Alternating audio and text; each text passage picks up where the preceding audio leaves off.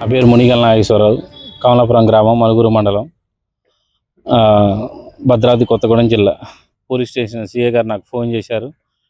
ఒకసారి సిఏ నాగబాబు గారు పోలీస్ స్టేషన్కి రమ్మన్నారు.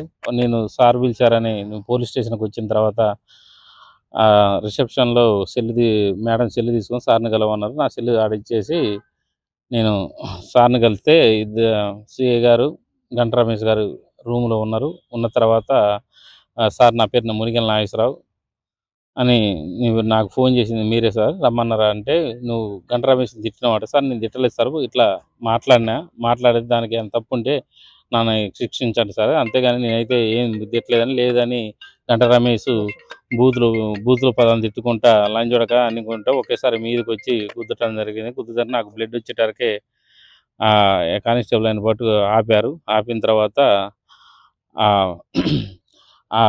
కానిస్టేబుల్ నాకు వాటర్ బాటిల్ ఇచ్చేటరకు ఆ వాటర్ బాటిల్తో కాసేపు వాటర్ తాగి బయటకు పోయి పుక్కలు ఇచ్చి ఆడ కూర్చున్న 10 నిమిషాల తర్వాత ఎస్టీ నలుగురిని తీసుకొచ్చి కంప్లైంట్ రాసి, నువ్వు ఎస్టీని తిట్టినామని నన్ను బెదిరించబోతే నేను తిట్టలేదు సార్, వాళ్ళ వాయిస్ రికార్డులు నేను ఉన్నా కానీ వాళ్ళ దగ్గర ఇంతవరకు ముఖం కూడా ఫేస్ చేయలేదు ఇంకా నేను అని చెప్పినా కానీ నేను కేసు అది ఇది రాస్తామంటే నాకు కొద్దిగా భయాందోళన చేసి, సర్లే ఇక నేను కేసు లేదు ఏం లేదు సార్ అని ఇద్దరం అని బయటకు వచ్చేసా.